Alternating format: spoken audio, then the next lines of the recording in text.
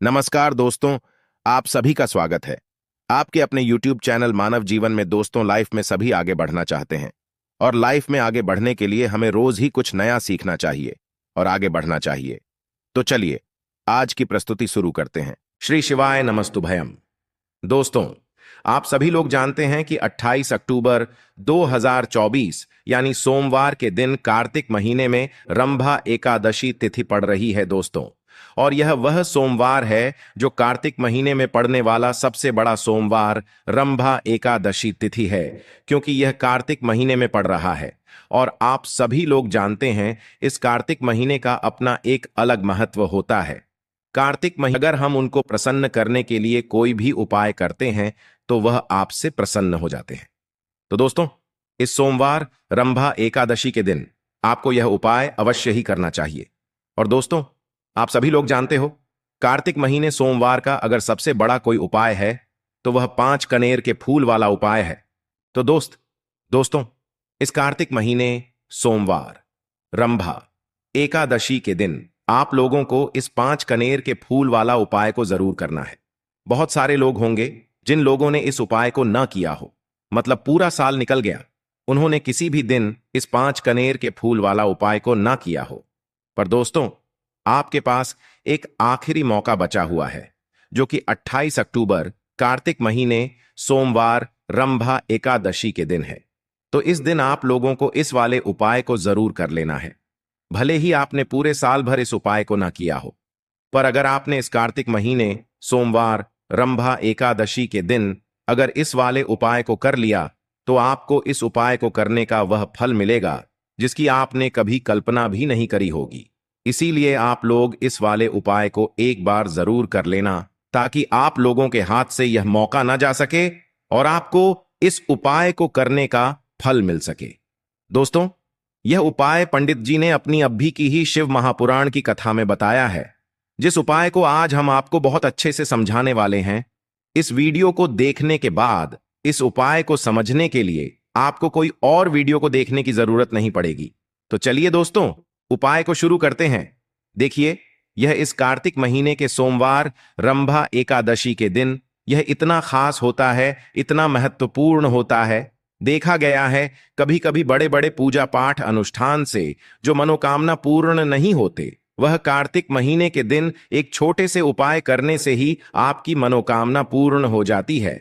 और बहुत सारे लोगों ने इस उपाय को किया भी है और उनको इस उपाय को करने का फल भी जरूर मिला है। अगर आप लोग भी इस उपाय को करना चाहते हैं तो आप इस उपाय को पहले अच्छे से समझ लेना, सुन लेना, उसके बाद करना। आपको इस उपाय का फल जरूर मिलेगा। और इस उपाय को कर लेने से आपके घर में चाहे किसी भी प्रकार की दुख और समस्या क्यों ना चल रही हो, आपको उसका कारण भी नहीं पता है कि भाई ये समस्या किस कारण से चल रही है। उसका कुछ भी कारण हो सकता है, जैसे पितृदोष हो सकता है या किसी भी तरह का मंगल दोष भी हो सकता है। तो इस दिन आप लोगों को 5 कनेर के फूल वाला उपाय कर लेना है। यह एक ऐसा उपाय है जिस उपाय को अगर किसी विशेष दिन पर किया जाए तो भाई उस विशेष दिन का जो है वह तो हमें मिलता ही मिलता है। पर हमने उस दिन पर इस 5 कनेर के फूल वाला उपाय को किया है तो हमें उससे भी बड़ा फल मिलता है, और फल बहुत जल्दी मिलता है, क्योंकि आप इस उपाय को बहुत ही बड़े और विशेष दिन पर कर रहे हो। तो चलिए अब उपाय के बारे में बात करते हैं। लेकिन उससे पहले आप लोगों को यह जानना आवश्यक है कि आखिर यह उपाय किस समय करना है, किसको करना है और कैसे करना है। तो चलिए हम आगे आपको वीडियो में एक एक करके बता देते हैं। लेकिन उससे पहले अगर आप लोग हमारे चैनल पर नए हैं तो हमारे चैनल को सब्सक्राइब कर लेना और इस वीडियो को लाइक करके कमेंट बॉक्स में श्री नमस्तुभयम ओम नमः शिवाय जरूर टाइप कर देना। तो दोस्तों, इस 5 कनेर के फूल वाला उपाय को हमें इस कार्तिक महीने के सोमवार रंभा एकादशी के दिन कैसे करना है, किसको करना है, किस समय करना है और कहां पर करना है, ये सारे सवालों के जवाब आपको इस वीडियो में मिल जाएंगे। और जो ये वीडियो देखेगा भाई, उसको 5 कनेर के फूल वाला उपाय जरूर करना चाहिए, क्योंकि इस दिन काला तिल का भी बहुत ही बड़ा और विशेष महत्व होता है। और जब बात आ जाए 5 कनेर के फूल वाला उपाय की, तो यह सोने पर सुहागा वाली बात हो जाती है और यह एक बहुत ही बड़ा उपाय हो जाता है। इस कार्तिक महीने के सोमवार का। तो अब दोस्तों, इस 5 कनेर के फूल वाला उपाय को आखिर करना किसको है? सबसे पहले हम लोग वह बात जान लेते हैं। तो देखो, घर की जो बड़ी माताएं बहनें होती हैं, उन माताओं बहनों में से कोई भी एक बड़ी माता बहन इस वाले उपाय को कर सकती है। और दोस्तों, अगर आप चाहे तो अपने घर में से सभी सदस्यों को भी इस उपाय को करवा सकते हैं। अगर किसी व्यक्ति की खुद की कोई मनोकामना है, खुद की कोई दुख और परेशानी है जो कि वह अपने लिए ही करना चाहता है, इस वाले उपाय को तो वह खुद अपने लिए भी कर सकता है। बाकी अगर कोई घर में से ऐसा है जो कि अपने पूरे घर परिवार की सुख और शांति के लिए यह वाला उपाय करना चाहता है, तो भाई वह भी कर सकता है। उसमें भी कोई दिक्कत वाली बात नहीं है। कहने का मतलब यह है कि इस उपाय को हर एक सदस्य भी कर सकता है और पूरे घर परिवार के सदस्य के लिए घर की बड़ी माताओं बहनों में से कोई एक माता बहन भी कर सकती है। माताएं बहनें अगर घर में उपस्थित ना हो या वह यह वाला उपाय ना कर पा रही हो, तो फिर घर का कोई बड़ा सदस्य भी इस 5 कनेर के फूल वाला उपाय को कर सकता है। चाहे फिर वह पुरुष ही क्यों ना हो, उसमें कोई भी दिक्कत वाली बात नहीं है। उसके बाद में दोस्तों, जो अगला प्रश्न निकल कर आता है वह यह आता है इस उपाय को लेकर कि आखिर इस उपाय को हमें किस समय करना है, सुबह के समय करना है कि शाम के समय करना है। तो देखो, इस वाले उपाय को आप लोग सुबह के समय भी कर सकते हो और शाम के समय प्रदोष काल में भी कर सकते हो। अब अगर आप पूछो कि भाई साहब, हम आपसे बस यही कहेंगे कि इस उपाय को आप सुबह के समय करेंगे तो ज्यादा बेहतर होगा। बाकी अगर शाम के समय भी करेंगे तो भी अच्छा होगा, उसमें कोई भी दिक्कत वाली बात नहीं है। तो अब दोस्तों, जो अगली सबसे बड़ी और महत्वपूर्ण बात आती है वह यह आती है कि सुबह अगर हम उपाय को करेंगे तो हमें कितने बजे से ले कितने बजे तक के बीच में करना है, और शाम के समय प्रदोष काल में करेंगे तो हमें कितने बजे से लेकर कितने बजे के बीच में करना है। तो देखो, सुबह जितनी जल्दी हो सके आप उपाय को करने की कोशिश करना। बाकी अगर किसी कारणवश लेट भी हो जाओ, थोड़ी देर भी हो जाए, तो 10 या 11 बजे तक भी आप उपाय कर लेना, पर 12 बजे से ज्यादा देर ही ना हो। ठीक है, इस बात का ध्यान रखना। उसके बाद में दोस्तों, अगर शाम के समय प्रदोष काल की बात करें, प्रदोष काल का जो समय है होता है वह शाम के 6 बजे से शुरू हो जाता है। मतलब शाम के 6 बजे से लेकर शाम के 6 बजे से रात के 8 बजे के बीच में आप कभी भी इस वाले उपाय को कर सकते हो। उसमें कोई भी दिक्कत वाली बात नहीं है दोस्तों। अब देखिए, पी अगर किसी व्यक्ति से नाराज हो जाएं, किसी घर से नाराज हो जाएं, तो होता क्या है कि घर में धन से जुड़ी समस्याएं आने लगती हैं। पैसे को लेकर उस घर के लोग बहुत परेशान रहते हैं जहां पितृ नाराज हो। इसीलिए हमेशा अपने पितरों को आपको प्रसन्न रखना है, जिससे कि पितरों की आत्मा को शांति मिले और वह हमेशा आपको आशीर्वाद दें। अब यह जो कार्तिक के दिन होते हैं, इन दिनों में जब आप यह उपाय करेंगे जो हम आपको बताने वाले हैं, गौ माता से जुड़ा हुआ उपाय है। देखिए, गौ माता के अंदर हमारे पितरों का ही वास माना जाता है। गौ माता हो गई, कुत्ते हो गए हैं ना, पेड़ों में बरगद का पेड़ हो गया, पीपल का पेड़ हो गया, इन सभी में हमारे पितरों का वास माना जाता है। पक्षियों में कौवा हो गया, जिसके अंदर हमारे पितरों का वास माना जाता है। तो ऐसा समझ लीजिए कि जब भी जीवन में दुख बढ़ जाए, कष्ट बढ़ जाए, धन को लेकर आप परेशान रहने लगे, कर्जे जैसी समस्याएं जीवन में बढ़ रही हैं, आपके घर में संतान को लेकर बहुत दुख है, आप अपने घर के लड़ाई झगड़े से परेशान रहते हैं, घर में कोई ना कोई झगड़ा करता ही रहता है, आप सोच सोच कर परेशान रहते हैं कि कैसे घर में शांति आएगी, कैसे से घर में सुख समृद्धि आएगी। अब यह समझ लीजिए कि अगर घर में लगातार झगड़ा लड़ाई यह चीजें आपको देखने को मिल रही हैं, घर में आपके कोई भी व्यक्ति सुखी नहीं है, कर्जा घर में लोगों के सर पर है, तो पितृ आपके कहीं ना कहीं नाराज हैं। देखिए, पितृदोष जब घर में होता है ना, तो ऐसा नहीं कि आपको देखने से पितृदोष दिखेगा, इसका आप अंदाजा लगा सकते हैं घर में होने वाली घटनाओं से। जैसे कि खाना आप खाते हैं या घर का कोई भी सदस्य खाना खाता है, अगर उस खाने में कहीं ना कहीं बाल निकलता है ना, या वह खाना गिर जाता है खाते खाते, तब भी आपके घर में पितृदोष है, यानी पितृ आपके नाराज हैं। साथ ही साथ अचानक से घर में दुर्घटनाएं हो रही हैं, पितृ आपके नाराज हैं। अब जो उपाय आपको बताने वाले हैं, इस उपाय को कर लीजिए। पितृ भी प्रसन्न और धन को लेकर तो कभी आपको परेशान होना ही नहीं पड़ेगा। चलिए बात कर लेते हैं पहला वाला उपाय में, जो कि पितरों को प्रसन्न करने के लिए है और घर में स्थिर लक्ष्मी के वास के लिए। मतलब कभी आपके घर में ऐसा नहीं होगा कि आज पैसा आ रहा है और कल पैसा नहीं आ रहा है। ऐसा बहुत सारे घरों में होता है कि पैसा आता है तो रुकता नहीं है, और अगर पैसा रुकता है तो फिजूल खर्ची बहुत होती है, धन की बर्बादी बहुत होती है, जिससे कि घर के सदस्य बहुत ही परेशान रहते हैं। अब ज्यादातर लोग की यह समस्या होती है कि धन की बर्बादी हो रही है और घर में पैसा नहीं रुक रहा है। अगर आपके साथ भी ऐसा है तो बिल्कुल से आपको यह उपाय सुनना चाहिए और इसे कार्तिक में जरूर करना चाहिए।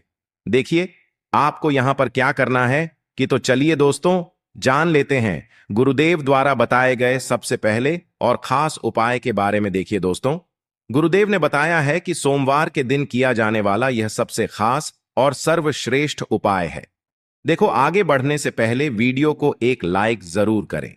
देखो सबसे पहला उपाय, यदि आपके जीवन में कर्जा बहुत अधिक है, आपके जीवन में संकट बहुत अधिक रहते हैं, आपके ऊपर बहुत अधिक विपदा आ रही है, बार बार आपको अपने व्यापार में और अपने धन में हानि देखने को मिल रही है, यानी कि आपको प्रत्येक कार्य में हानि हो रही है, तो आपको यह उपाय करना चाहिए। दोस्तों गुरुदेव ने बताया है कि सोमवार के दिन किया जाने वाला यह सबसे खास और सर्वश्रेष्ठ उपाय है, गुरुदेव द्वारा बताए गए सबसे पहले और खास उपाय के बारे में।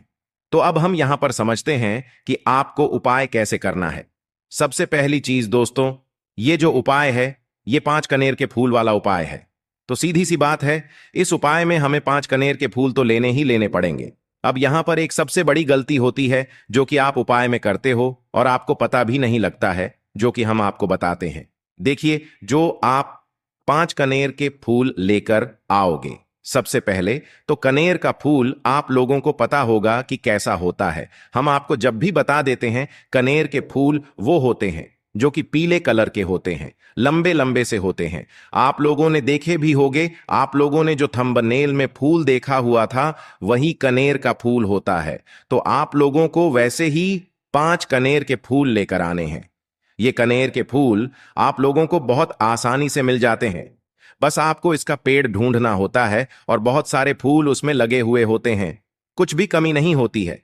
बस दोस्तों आपको यहां पर ध्यान इस बात का रखना है कि अगर यह 5 कनेर के फूल जो है, मतलब कनेर के फूल का पेड़ जो है कहीं बाहर लगा हुआ है, वो किसी के अंडर में नहीं लगा हुआ है, किसी का वो पेड़ नहीं है, तो आप बिना पूछे जो है वह कनेर के फूल तोड़कर ला सकते हो।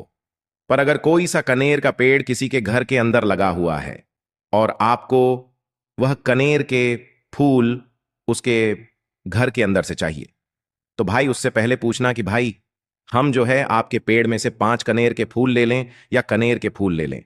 भाई पहले उससे पूछना, क्योंकि ये वाले जो 5 कनेर के फूल आप लोग ले रहे हो ये उपाय के लिए ले रहे हो, और भगवान शिव जी को उपाय जब हम करते हैं तो भाई पूर्ण रूप से जो है हम पूरे विधि विधान से करते हैं।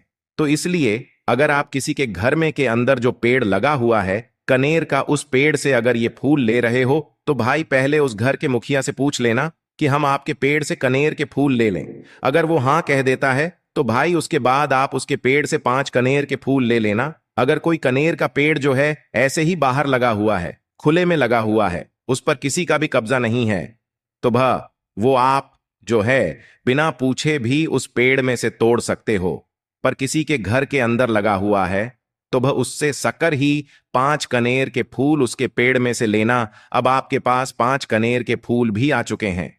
अब दोस्तों कनेर के फूल के साथ में क्या हमें सीधा उपाय करना है या कुछ सामग्री भी लेकर जाना है?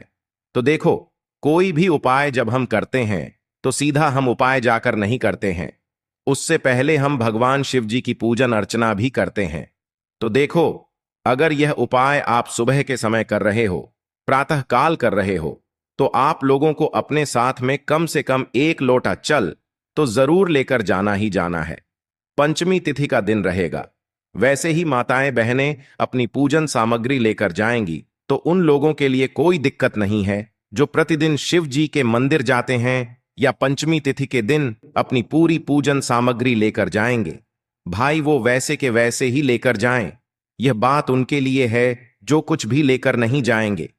भाई वो बस एक लोटा जल तो जरूर लेकर जाएं, अगर वह इस उपाय को 5 कनेर के फूल वाले उपाय को कर रहे हैं। उसी के बाद में दोस्तों, शाम के समय की बात करें तो भाई, शाम के समय अगर आप लोग इस 5 कनेर के फूल वाले उपाय को कर रहे हो तो अपने साथ में एक गोल बाती का घी का दीपक जरूर लेकर जाना। जो घी का दीपक लोगे वो आटे का होना चाहिए। आटे का होने के साथ में उसके अंदर गोल बाती रखा आएगी। वो गोल बाती आप अपने हाथों से बनाओगे तो ज्यादा बेहतर होगा। साथ ही में उस दीपक के अंदर जो मतलब चीज डलेगी वो डालेगी शुद्ध देसी गाय का घी। उसके अंदर शुद्ध देसी गाय का घी ही डालना, ना भैंस का डालना, ना मिलावटी बाजार का घी डालना। इस बात का भी आप लोग ध्यान रखना। अगर आपको उपाय का पूर्ण फल चाहिए तो भाई करना क्या है, देखो, सुबह अगर उपाय कर रहे हो ना तो अगर 12 बजे तक भी उपाय करोगे तो भी कोई दिक्कत वाली बात नहीं है, कर सकते हो। पंचमी तिथि का दिन बार बार नहीं आता है, आपको पहुंचना है।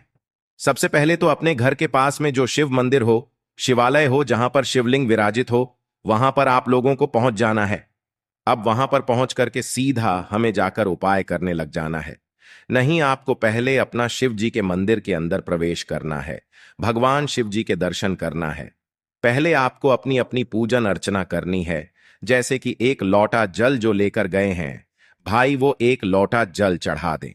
इसके अलावा जो भी पूजन सामग्री है, आपकी फूल, धतूरा, गुलाल, अबीर, गुलाल, जो भी चीजें हैं, चंदन वगैरह, उन सारी चीजों से आप पूजन अर्चना कर सकते हो। पर जो उपाय के 5 कनेर के फूल हैं वो आप अलग ही रखना, वो उपाय के समय ही हमें निकालने हैं। तो पहले आप अपनी पूजन अर्चना कर लेना, जैसे आप शिवरात्रि के दिन करते हो, शिवरात्रि के अष्टम के दिन करते हो, वैसे आप अपनी पूजन अर्चना कर लेना।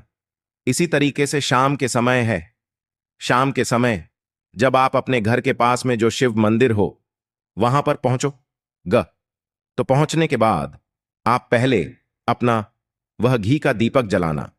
अब घी का दीपक जलाने में भी इस बात का ध्यान रखना, इस घी के दीपक को आपको अपने घर से जलाकर नहीं लेकर जाना है और मंदिर में जाकर भी जलाना है। और मंदिर में जाकर जलाओगा तो उसे अपनी माचिस से ही जलाना है। अपने घर से इस दीपक को जलाने के लिए अपनी माचिस लेकर आना।